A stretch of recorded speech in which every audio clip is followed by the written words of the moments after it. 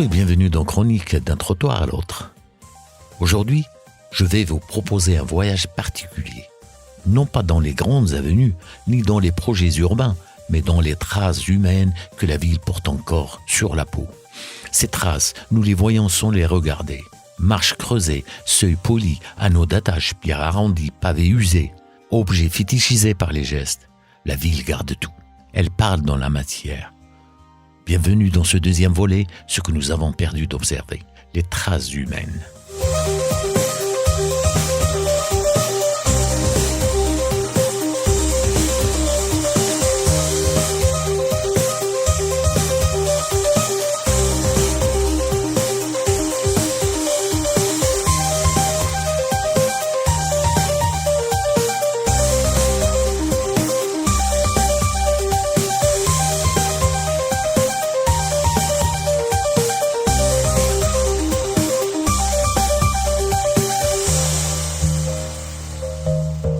Quand on parle d'urbanisme, on imagine des plans, des zonages, des circulations, des schémas de flux.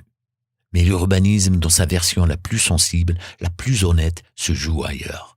Dans l'épaisseur des gestes, dans ce que les corps ont laissé sur la ville. Là, on touche le cœur même d'un urbanisme qui regarde la réalité. L'urbanisme ne conçoit pas les gestes, ne prévoit pas l'usure, ne pense pas à la trace. Il dessine des formes, mais la vie, elle, dessine le reste. Et c'est là que la matière devient poétique, mémorielle. Car la ville est un organisme qui absorbe les gestes et les rend visibles. Une marche creusée n'est pas un défaut, c'est une biographie.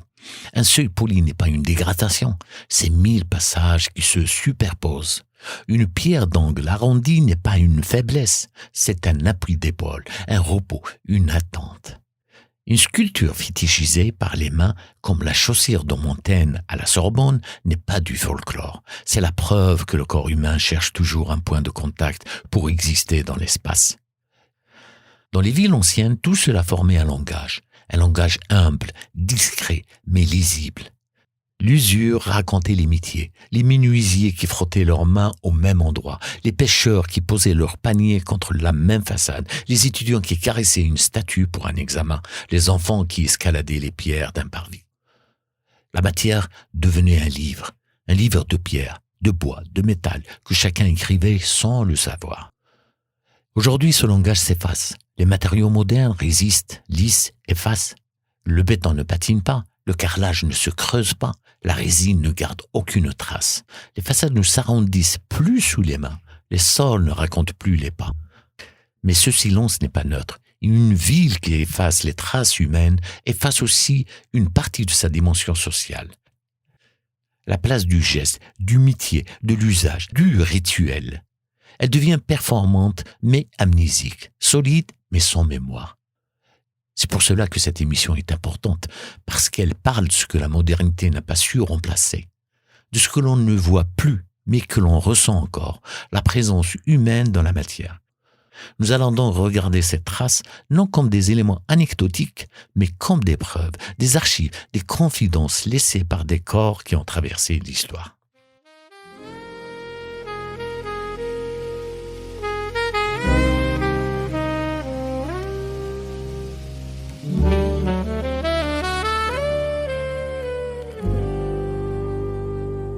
Je me baladais sur l'avenue, le cœur ouvert à l'inconnu. J'avais envie de dire bonjour à n'importe qui ce fut toi. Je t'ai dit n'importe quoi, il suffisait de te parler pour t'apprivoiser. Aux Champs-Élysées, aux Champs-Élysées, au soleil, sous la pluie, à midi ou à minuit, il y a tout ce que vous voulez aux Champs-Élysées. Tu m'as dit, j'ai rendez-vous dans un sous-sol avec des fous qui vivent la guitare à la main du soir au matin. Alors je t'ai accompagné, on a chanté, on a dansé, et l'on a même à penser à s'embrasser. Aux Champs-Élysées, aux Champs-Élysées,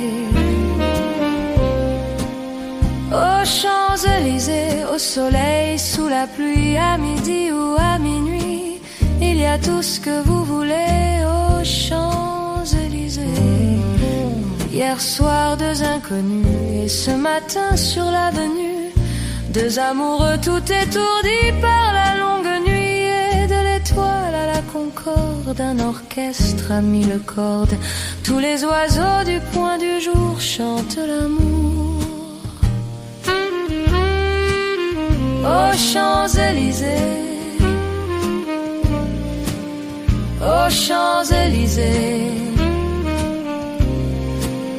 aux Champs-Élysées, au soleil, sous la pluie, à midi ou à minuit, il y a tout ce que vous voulez aux Champs-Élysées,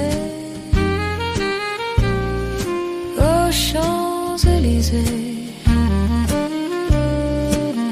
Aux Champs-Élysées, au soleil, sous la pluie, à midi ou à minuit, il y a tout ce que vous voulez aux Champs-Élysées.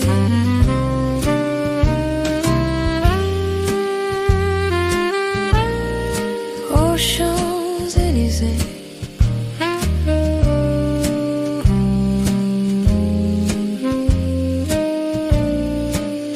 Aux Champs-Élysées.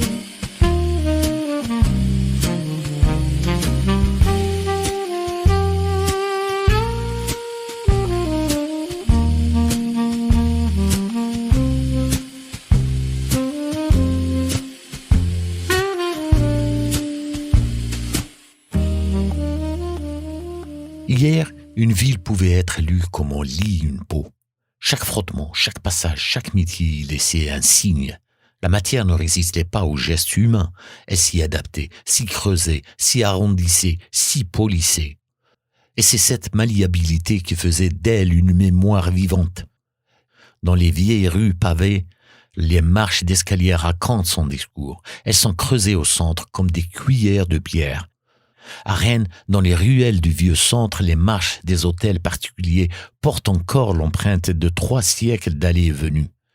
À Cordoue, les escaliers des patios ont des flancs polis par les mains qui s'y accrochaient lors des fêtes. À Alger, les marches en marbre d'anciennes maisons ottomanes montrent une usure si précieuse qu'on peut presque deviner la direction du pied. Dans les Médinas, les seuils en pierre tendre portent la trace du passage des femmes qui déposaient des jarres d'eau avant d'entrer. Chaque marche est une archive de l'effort quotidien, et elle le devient d'autant plus que personne ne la pensait comme telle. Elle n'a pas été conçue pour témoigner, elle témoigne malgré elle, et c'est ce malgré lui qui fait sa force. Les seuils polis, eux, racontent autre chose, la convivialité, la sociabilité, l'échange. Devant les anciennes boutiques, le seuil était une frontière poreuse, un pied dedans, un pied dehors. On ne franchissait pas la porte sans s'arrêter, sans parler, sans négocier. Le seuil brillait parce que les semelles y glissaient, parce que les mains y passaient, parce que les sacs s'y posaient. La pierre absorbait les hésitations, les salutations, les vies ordinaires. Les pierres d'angle arrondies sont l'une des traces humaines les plus belles. Elles ne sont pas le résultat d'un accident ni d'un défaut de construction. Elles ont été modelées par des dos, des épaules, des mains qui se sont arrêtées là. On s'y adossait pour attendre, pour observer, pour respirer un peu avant de repartir. Elles disent la lenteur d'autrefois, cette lenteur qui laissait à l'humain le temps de s'appuyer sur la ville. Aujourd'hui encore, dans certains villages d'Europe ou d'Afrique du Nord, les mêmes gestes persistent. Des hommes posent leur dos contre la pierre, comme si elle avait été taillée pour eux depuis toujours. Les anneaux d'attache pour chevaux forment une autre catégorie de traces. Ils racontent un usage disparu, la mobilité animale, le quotidien rythmé par les bêtes de somme. À Lyon, dans le vieux quartier Saint-Jean, ils jalonnent encore les façades. À Sétif, certains immeubles anciens conservent ces anneaux de fer forgés, modestes mais solides. Ils signalent non seulement l'usage, mais aussi une esthétique. La ferronnerie était un art populaire transmis de génération en génération. Le ferronnier décorait même des objets utilitaires, parce qu'il savait que la ville appartient aussi aux gestes simples. Les niches et les auges, ces petites cavités dans les murs, racontent une autre dimension. l'économie domestique. Niche pour les lampes à huile, pour les statuettes protectrices, pour déposer un panier. Auge pour abreuver une bête ou pour recueillir l'eau d'une rigole. La vie dans ces détails montre qu'elle n'était pas seulement un espace de circulation, mais un espace de vie. Elle offrait des supports, des réceptacles, des respirations, des micro-espaces qui facilitaient le quotidien. Et puis il y a ces gestes rituels presque mythiques que la modernité n'a jamais vraiment remplacés. À Paris, devant la Sorbonne, le soulier de la statue de Montaigne est poli comme un miroir. Des milliers d'étudiants viennent le toucher avant un examen, persuadés qu'il porte chance. Ce n'est pas de la superstition, c'est un besoin humain de créer du sens dans la matière. Le geste répété devient une écriture. La statue devient une interface symbolique entre la ville et ceux qui la traversent. Dans d'autres lieux, on embrasse une pierre, on caresse une fontaine, on touche la poignée d'une porte qui a vu des choses. Ce ne sont pas des caricatures folkloriques, ce sont des rituels urbains, des pratiques qui se transmettent sans manuel, de corps à corps, de vie à vie. Les architectes et les théoriciens l'ont bien vu. Aldo Rossi parlait de la ville comme archive collective, où chaque trace vaut preuve. Kevin Leach, dans l'image de la cité, montrait combien la perception des lieux dépend des points d'accroche sensibles, souvent les traces humaines. Christian Norbert Schulz insistait sur le génie du lieu, cette capacité qu'a un espace de garder les gestes de ceux qui l'habitent. Hier, la ville n'était pas seulement un cadre, elle était un outil, un compagnon, un support, une mémoire. C'est cette mémoire-là que la modernité peine à comprendre. La mémoire incorporée, la mémoire usée, la mémoire patinée. Une mémoire que personne n'a écrite, mais que tout le monde peut lire. بليل سافر حلم فوق أبواب السماء علاء الدين يمشي والقمر في كف ضياء يبحث عن وردة قلب بين ريح وسراب والروح تسأل وردا أين تختبئ يا جواد يا شهرزاد أحكي له عن حب لا ينام عن أغنية تشعل الطرقات بالوريان قولي له إن القلب إن صدق لا يهزم وأن سحر العاشق أقوى من كل نجم معتم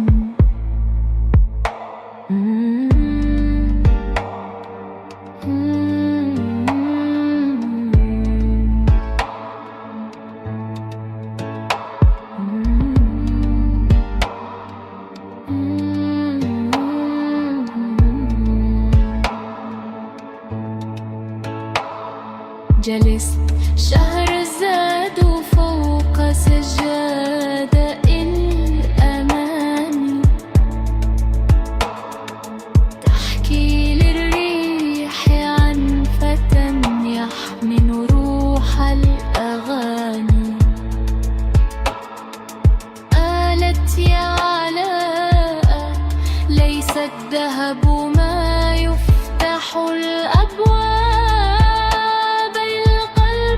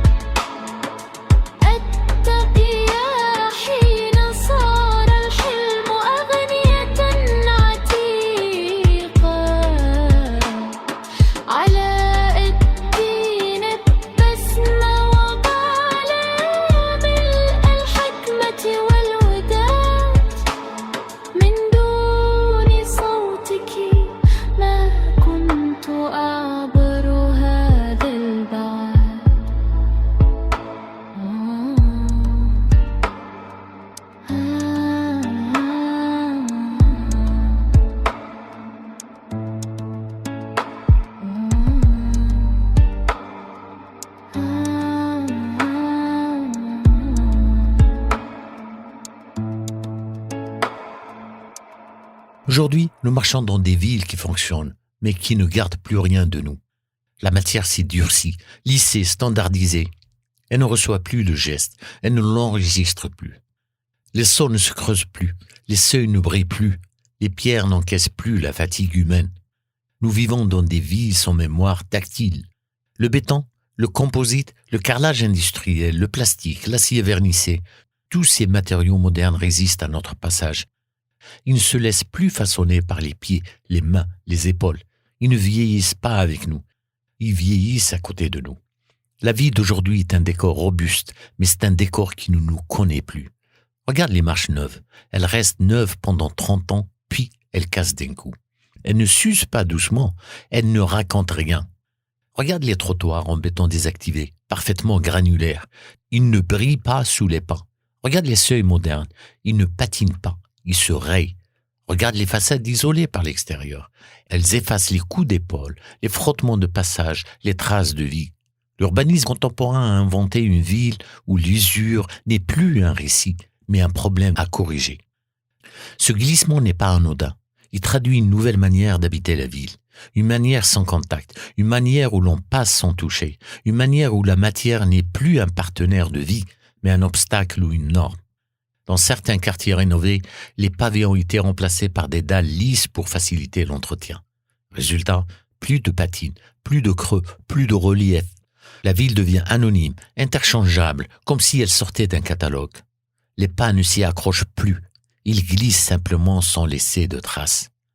Et que dire des façades? Elles sont recouvertes d'enduits monocouches, d'isolants, de bardages uniformes. Les tirants disparaissent, les angles se standardisent, les niches sont supprimées comme irrégularités. Les encadrements en pierre sont remplacés par du préfabriqué. La main de l'artisan s'efface derrière la main de la machine. Les anneaux d'attache pour chevaux subsistent parfois dans les rues anciennes, mais ils ne disent plus rien à personne. Les passants les prennent pour des crochets inutiles, des caprices décoratifs. Ils ne savent plus lire ce langage-là. C'est là une rupture profonde. Hier, la ville apprenait aux habitants à la regarder. Aujourd'hui, la ville n'enseigne plus rien. Le matériau moderne, lisse et sans mémoire, prive l'habitant d'un rapport sensoriel fondamental, le toucher urbain. Et cela a un effet psychologique majeur. Nous ne nous sentons plus inscrits dans la ville. Nous n'avons plus la sensation d'y laisser une trace.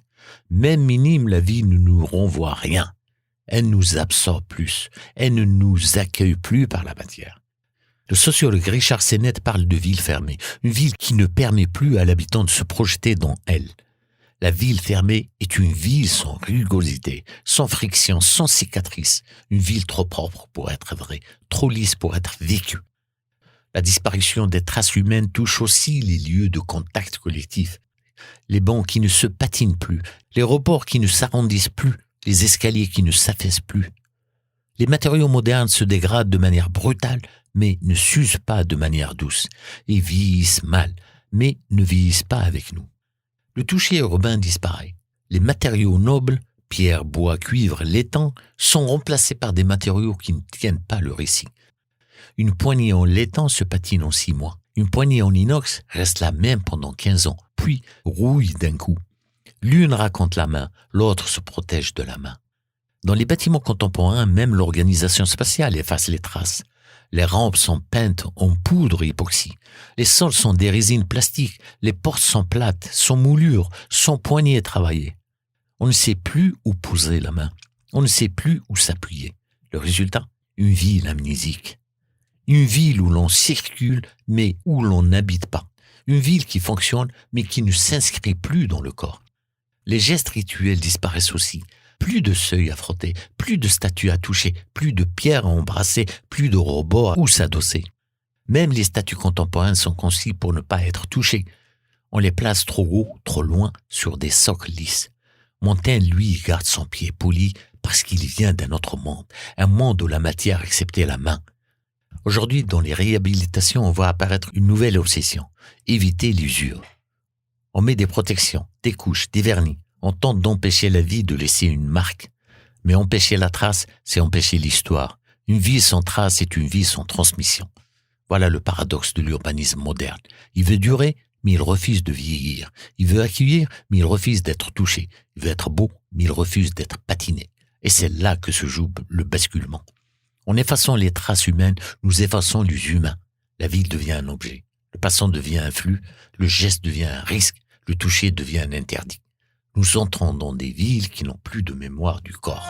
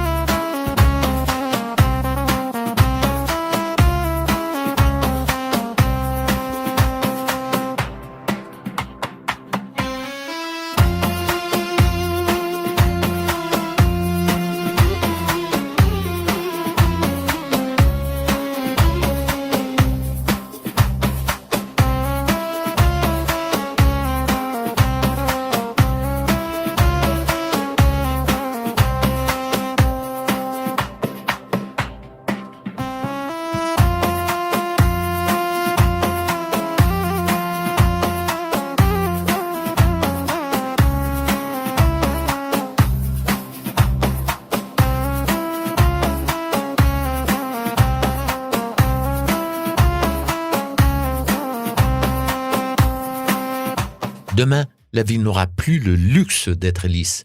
Elle ne pourra plus se contenter d'un décor propre, sans usure, sans histoire, sans contact. Elle va devoir redevenir lisible, touchable, réparable, humble, patinée.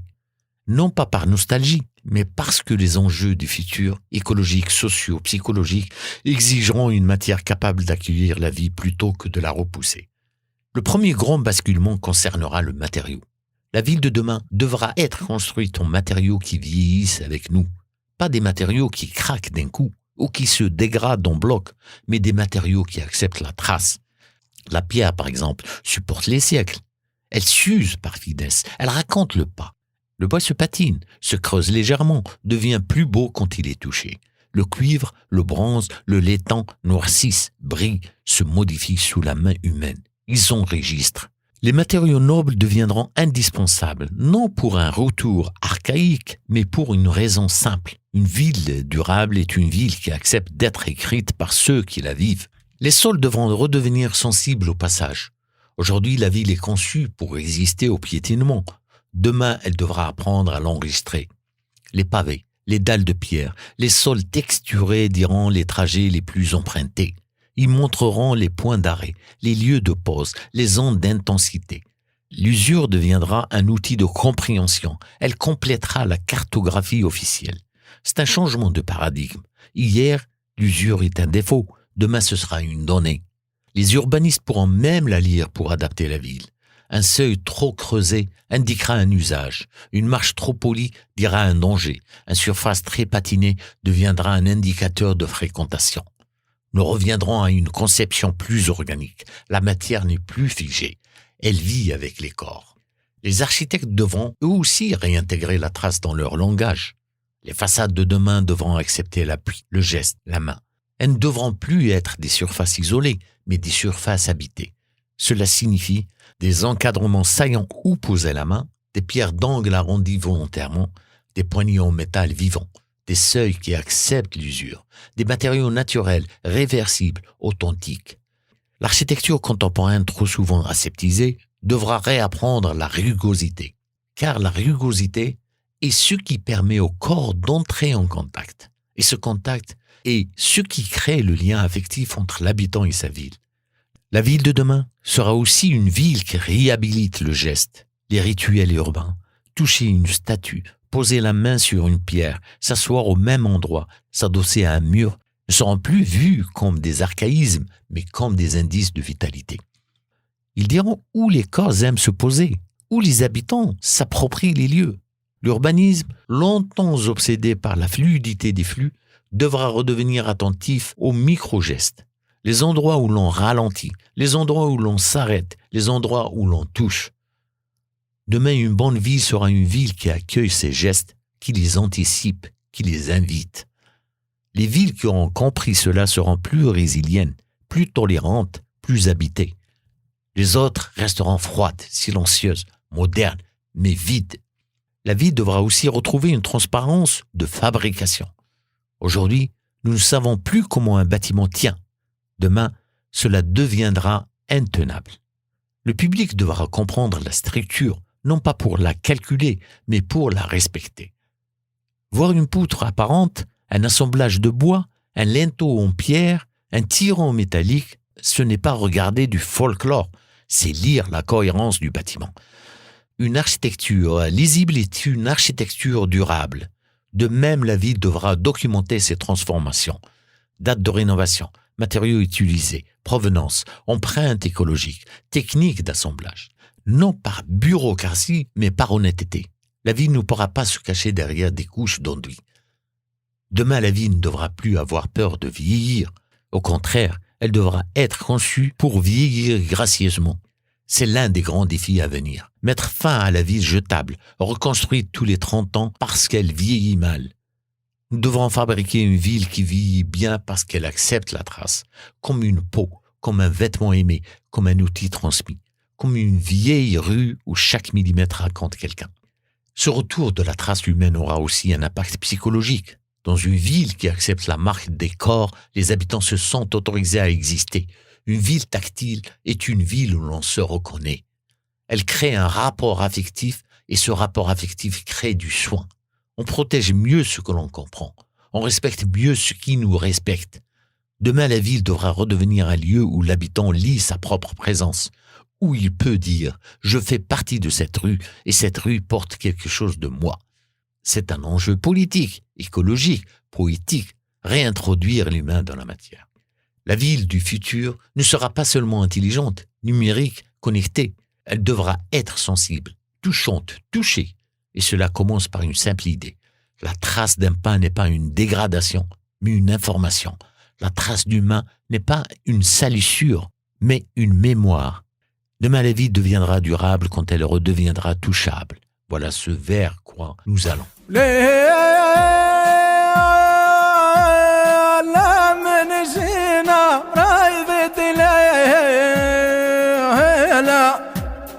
يا ناس قول الحمى ارحل بالسلامة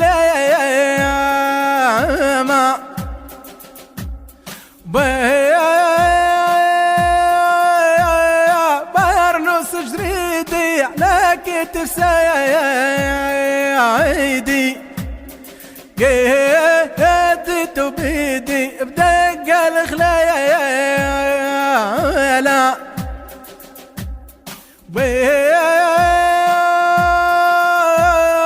بارنوس الهمة لكتف حيامة قيدت ياما بدق الخلايا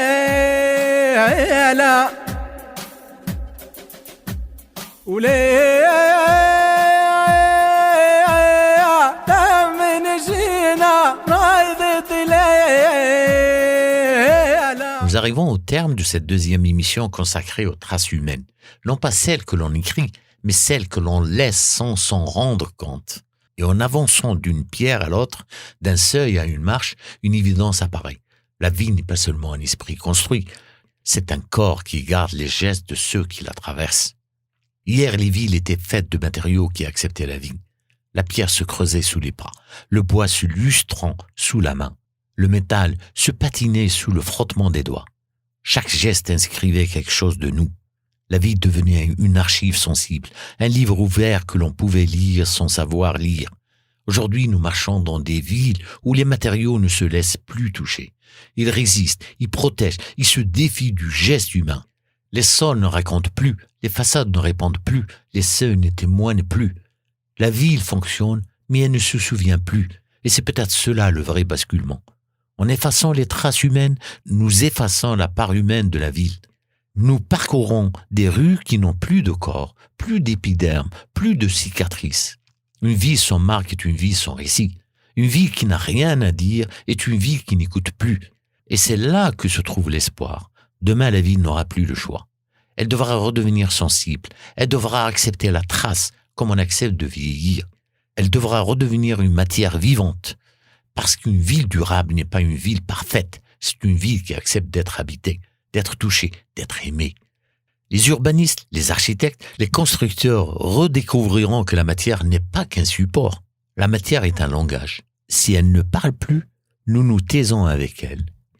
Nous aurons besoin de sols qui racontent les trajets, de façades qui assument leur assemblage, de seuils où le corps peut se poser, des pierres d'angle qui arrondissent les vies, des poignées qui deviennent brunes sous la main, de marches qui s'affaissent lentement, pas brutalement.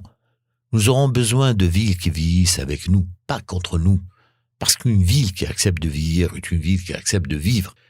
Et puis, il y a autre chose, de plus intime, presque secret. Nous avons besoin de traces pour nous sentir présents. Nous avons besoin de sentir que nous laissons une marque, même petite, même fragile, même invisible aux autres. Un seuil qui brille, ce n'est pas de l'usure. C'est la preuve qu'on est passé par là. Un escalier creusé, ce n'est pas un défaut. C'est la mémoire d'une génération. Un métal poli, ce n'est pas une anomalie. C'est un geste répété, transmis, assumé. Une ville sans trace est une ville qui ne nous reconnaît pas. Une ville qui garde nos traces est une ville qui nous accueille. Alors avant de conclure, une invitation. Simple, silencieuse, presque invisible. La prochaine fois que vous marchez dans une rue, que vous montez un escalier ancien, que vous touchez une pierre qui a roulé sous d'autres mains, arrêtez-vous une seconde. Laissez votre corps lire ce que nos yeux ne voient plus. Cherchez la trace d'un geste. Elle est là, discrète, presque timide, mais elle parle encore. Parce que la ville parle toujours. Elle parle par les corps qui l'ont touchée. Elle parle par ceux qui la traversent. Elle parle par ceux qui y vivent. Elle parle par vous.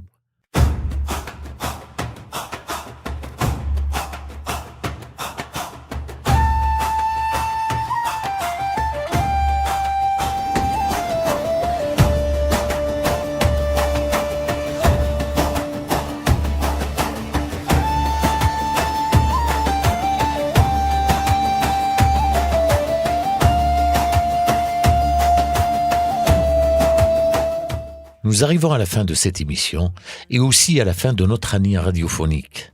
C'était la dernière émission de l'année de Chronique d'un trottoir à l'autre. Une année passée à regarder la ville autrement, à écouter ce qu'elle dit à voix basse, à observer ce que nous ne voyons plus. Je voudrais simplement vous remercier. Merci à toutes celles et ceux qui nous écoutent, qui nous suivent, qui prennent le temps de marcher un peu plus longtemps dans la ville après ces émissions.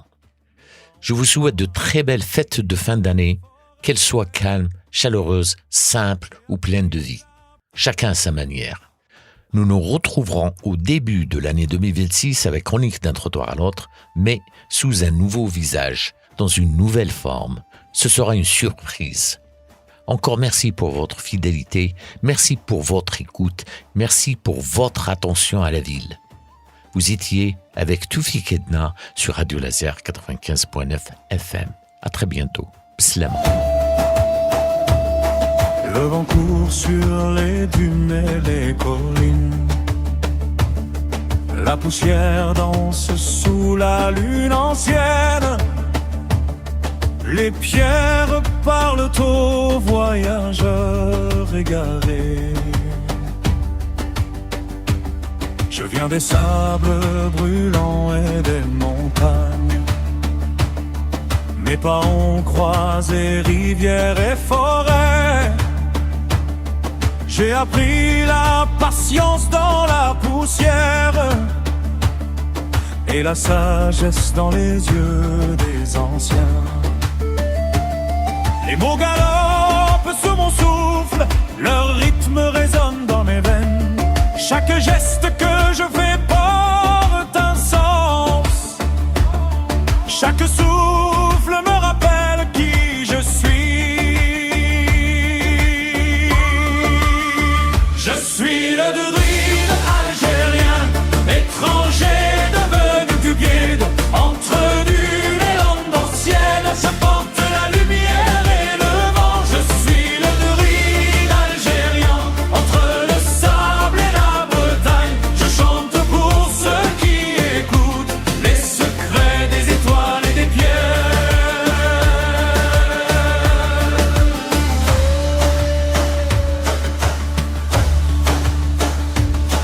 J'ai marché sur les routes oubliées, écouté le murmure des sources et des vents. J'ai appris que le monde se lit dans les signes et que chaque pierre a sa mémoire. Celui qui ignore brûle dans ses pas. Moi je récolte le souffle des anciens. Je transforme les tempêtes en chansons et je fais danser les vents avec mes mains. Les forêts celtiques m'accueillent, les dunes me parlent la nuit. Mes chants montent vers le ciel et les étoiles répondent avec des éclats de lumière. Entre deux mondes je marche, entre deux georges je vis. Je suis le druide algérien, étranger de deux druides. Entre dunes et landes anciennes, je porte la lumière et le vent. Je suis le druide algérien, entre le sable et la Bretagne. Je chante pour ceux qui écoutent les secrets des étoiles et des